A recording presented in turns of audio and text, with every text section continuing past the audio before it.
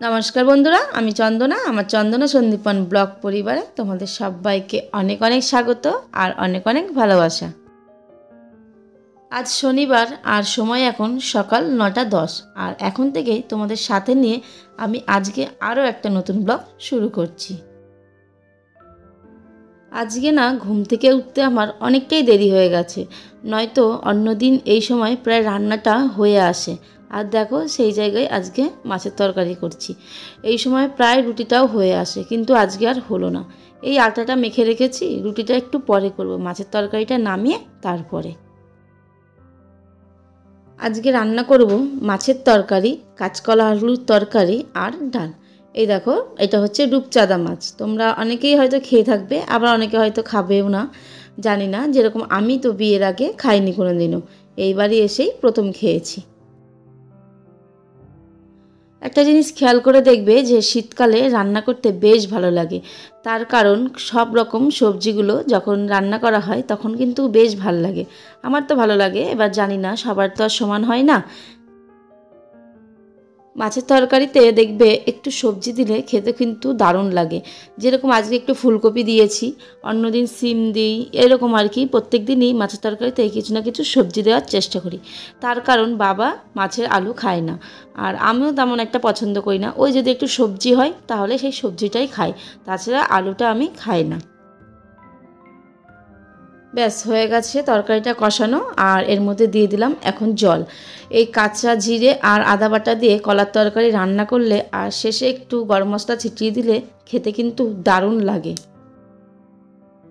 মাছের তরকারি, কলার তরকারি, আর ভেবেছিলাম ডাল করব, কিন্তু ডালটা আর করবো না।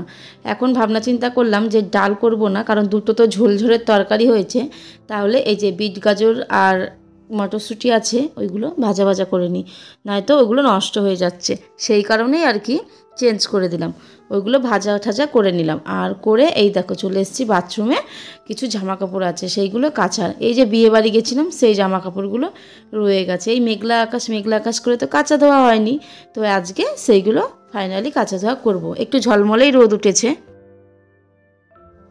হয়ে গেছে জামা কাপড়গুলো কাচা, আর জামা কাপড়গুলো কেচে আমি একটা টুলের উপর রেখে এসেছি, তার কারণ ওই জলটা যাতে ঝরে যায়। আমার আবার চিপড়াতে ভালো লাগে না, তোমরা অনেক ভিডিওতেই দেখে থাকবে যে আমি জামা কাপড় কেচে ঝরা দিয়ে রেখে দিই 10-15 মিনিট কি 20 মিনিট এরকম।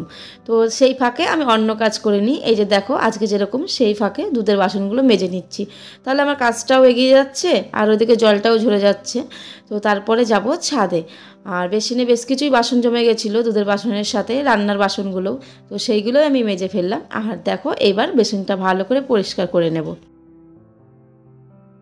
এবার আসি তোমাদের কিছু কমেন্টের রিপ্লাই দিতে। আমাকে বেশ কিছুদিন ধরে কয়েকজন দাদাভাই দিদিভাইরা কমেন্ট করছো যে দিদিভাই এটা কি তোমাদের নিজস্ব কারখানা? তাদের বলছি হ্যাঁ গো, আমাদের এটা নিজস্ব কারখানা। আরেক দাদাভাই আমাকে কমেন্ট করেছো যে দিদিভাই তোমাদের কারখানায় যদি মিস্ত্রি লাগে তাহলে আমাকে বলবে, তো আমি কাজ করব।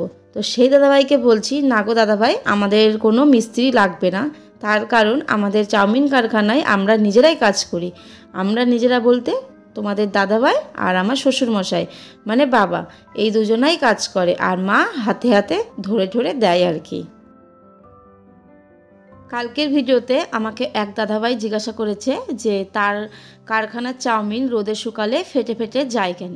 তো সেই দাদাভাইকে বলছি যে আমার এই ব্যাপারে কোনো আইডিয়া নেই যে কেন তার চাউমিন রোদে শুকালে ফেটে ফেটে যাচ্ছে, সে যেন অন্য কোনো দক্ষ মানুষের কাছ থেকে এটা জেনে নেয়।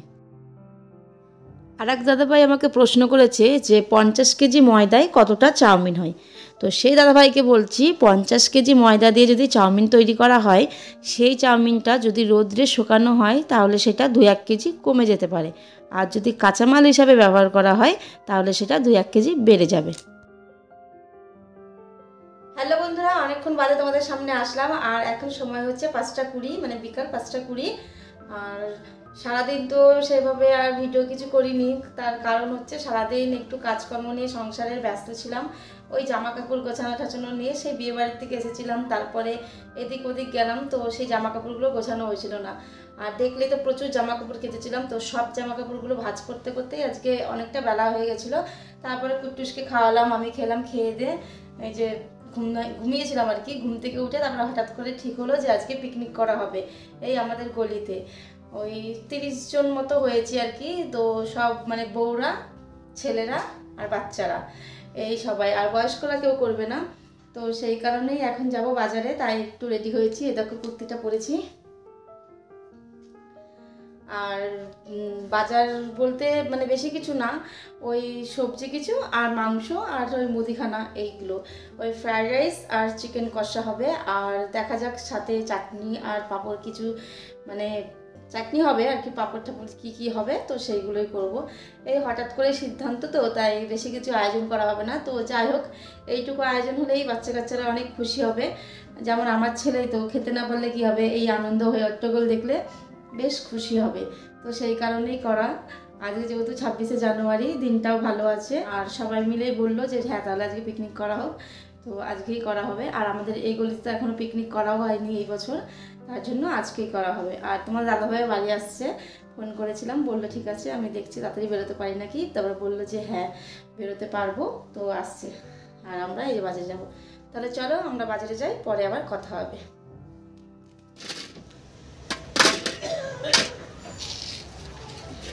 টিনাদি কিছু বলো।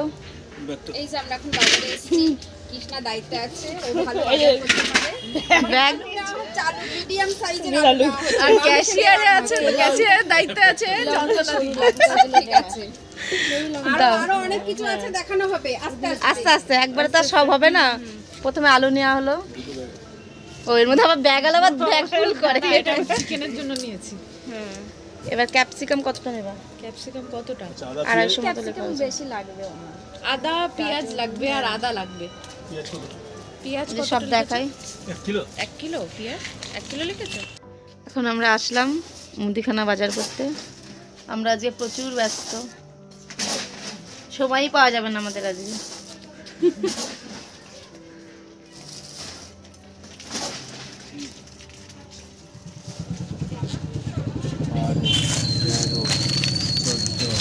আমাদের কি এটা মুদিখানা বাজার, বাবা ভালোই ভারী হয়েছে। এ ধরো কৃষ্ণাদি, দাও। তাহলে ওই মাংসের টাকা কি রাজুর কাছে? দেখো আবার কেউ আমাকে কিন্তু ওরাও কিন্তু মাংস নিয়ে নিয়েছে, ঠিক আছে। ও মাংস নিয়ে নিয়েছে। হয়ে গেছে সব বাজার করা, আমরা এই যে বাড়ি ফিরছি। আর দেখো কি সুন্দর লাগছে এই বাড়িটায় ফুলগুলো, তাই একটু ভিডিও করলাম আর কি। আর ওইদিকে চিকেনটা আর গ্যাস ভরবে সিলিন্ডারে, এইগুলো ছেলেদের দায়িত্বে। তো আমাদের যেটুকু কাজ ছিল সেইটুকু আমরা করে ফেলেছি। এবার বাড়ি গিয়ে সবাই রেডি হয়ে পিকনিকের জায়গায় এসে রান্নাবান্নায় মন দিতে হবে।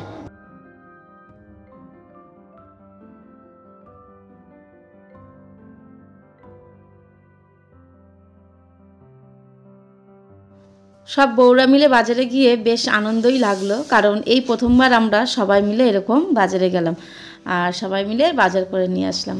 কে জানি কারোর পছন্দ হবে কি না হবে।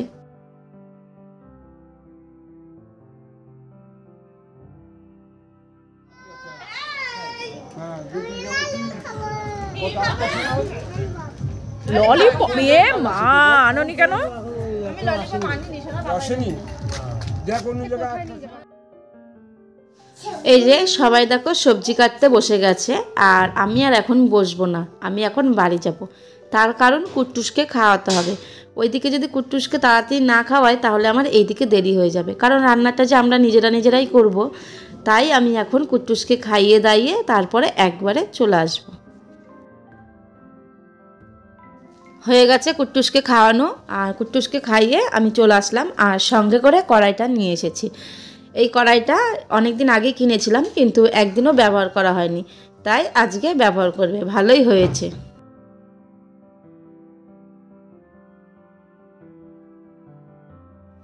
এই যে প্রথমেই দাদা বসে গেছে রান্নার কাছে, রান্নার দায়িত্ব আজকে দাদাই মেন, তারপরে আমরা হেল্পারিং আর কি।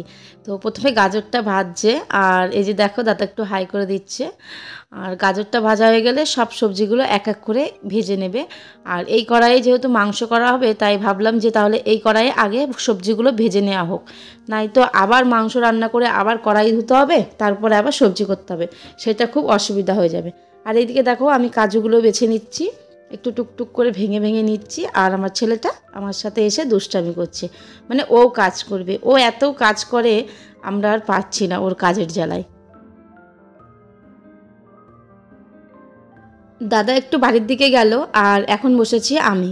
এই যে দেখো সবজিগুলো প্রায় ভাজা হয়ে এসেছে, সব সবজি। আর এরপরে কাজু আর কিশমিশগুলো ভাজবো।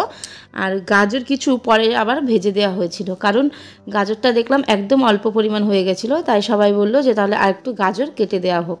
তো তার জন্য গাজরটা 2 রকমের আছে, একটু বেশি চিপসানো আর একটু ফোলা।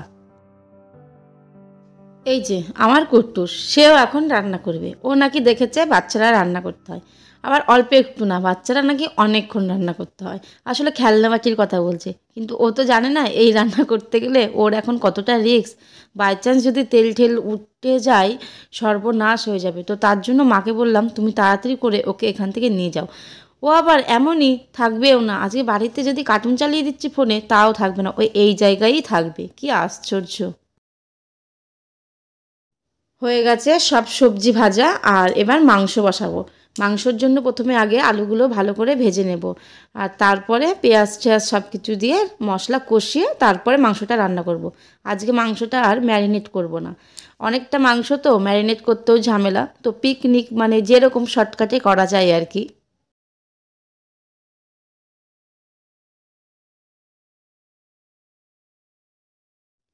হয়ে গেছে আলুগুলো ভাজা, আর এই যে দাদাও চলে এসেছে, আর আরেকটা দিদি এসেছে।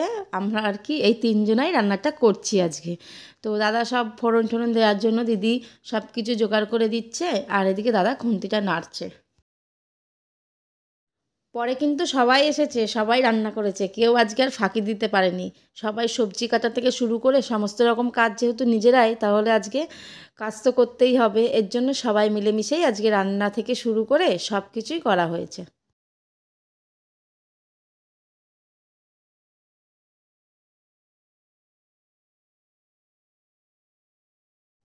এই দেখো ইনি এসেছে ছবি তোলার জন্য আর ভিডিও করার জন্য, রান্না করতে এসেছে।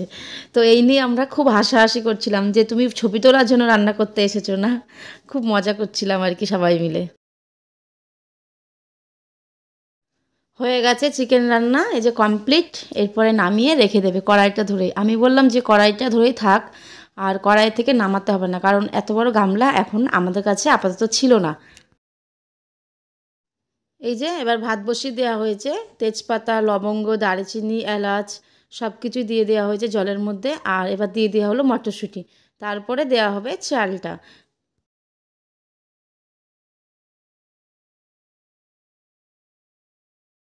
শুরু থেকে সব ভালো ছিল, দেখো লাস্টে এসে গন্ডগোলটা হয়ে গেল। এই দেখো ভাতটা না একদম জড়িয়ে যাচ্ছে মাড়গুলো, কেন কি জানি চালটা মনে হয় নতুন চাল ছিল, সেটা আমরা বুঝতে পারিনি। তো আমাদের ভাতের এই অবস্থা হয়ে গেল। তো যদিও ভাত গলেনি, মানে শুধু লেগে লেগে যাচ্ছিল, তো সেটাকে পরে ঘি ঠি বেশি করে দিয়ে ফ্যানের তলায় দিয়ে ঠিয়ে সব কিছু দিয়ে তারপরে ঠিক করা হয়েছে। ব্যাস হয়ে গেছে, এবার সবাইকে খেতে দেওয়ার পালা। আর এই যে দেখো সবাই খাওয়া হয়ে গেছে, এখন আমরা মাত্র কয়েকজনা বাকি আছি। তো এইদিকে ওই দিদিরা বসেছে, আর এইদিকে জেঠিমারা বসেছে, আর আমরা বসবো, তাহলেই খাওয়া দাওয়া হয়ে যাবে। আর বাচ্চা কাচ্চা সবার মোটামুটি আগেই খাওয়া দাওয়া হয়ে গেছে।